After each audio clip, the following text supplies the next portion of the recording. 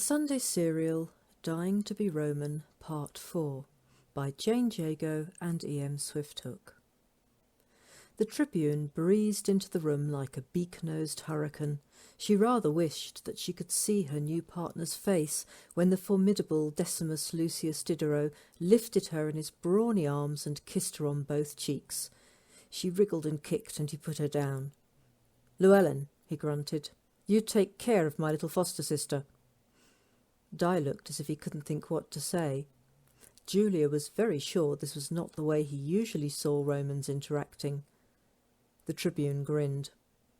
"She will grow on you, and she can't help being Roman any more than you can help coming from a place where they make up songs about everything and shag sheep.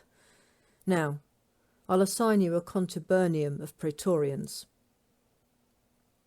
Julia winced inwardly, knowing how that would sound to the Briton, and was not surprised that Di looked furious, although he said nothing. Decimus smiled a wolf's smile. "Calm down, you, and Julia will still be in command, and you can keep your own posse too if you trust them all. It's just that my lads can get away with doing things you and yours never could, and they don't have to wait for anybody's permission. I'm thinking that by the time your boss has consulted all the people who are paying her, our bird could easily have flown the coop." Once again Di kept his mouth shut, and Julia could see the knowledge that Decimus was right, openly warring with his loyalty to the force to which he belonged. She gave him a sympathetic look, and he actually smiled back at her. A thin smile, to be sure, but definitely an upward tilt of the lips. The Tribune, who she knew would have missed nothing, grunted at them, but it wasn't an unfriendly sound. "Right, listen carefully. There are some things you need to know, but I'm not supposed to tell you. Privileged information, Praetorian confidentiality and all that kind of murder. Well, I'm not having it. My little sister doesn't go to war unprepared." He pointed a thick finger at the pair of them. "You need to know about your corpses. Bellicus and Doka were in big trouble. They were being targeted by a betting syndicate who tried to get players taking money to fix games. And I don't mean any of your little Londinium locals. I mean the big boys from Rome.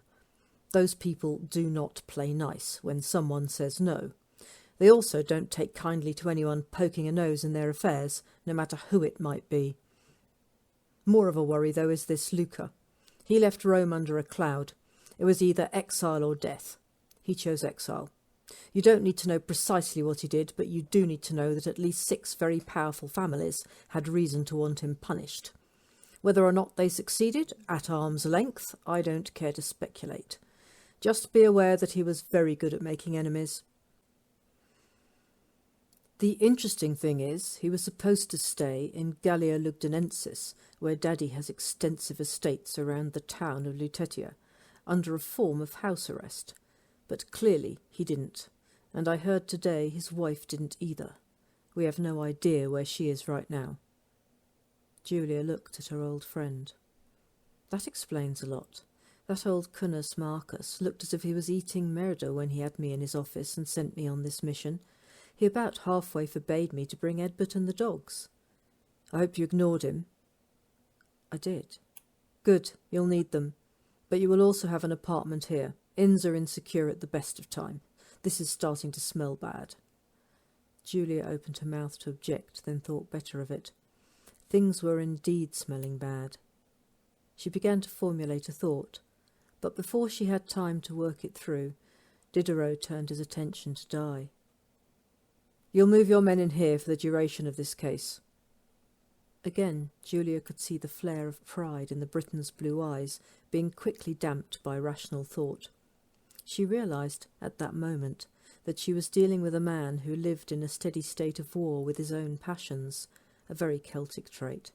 Somehow that thought just made him more intriguing. "As you will, Dominus," Di said. "And I see that would be safer. We'll be in the barracks?" "They will be, yes. They can share with the men assigned to you and Julia. I'll arrange your accommodation too." Di bowed his head. "Dominus."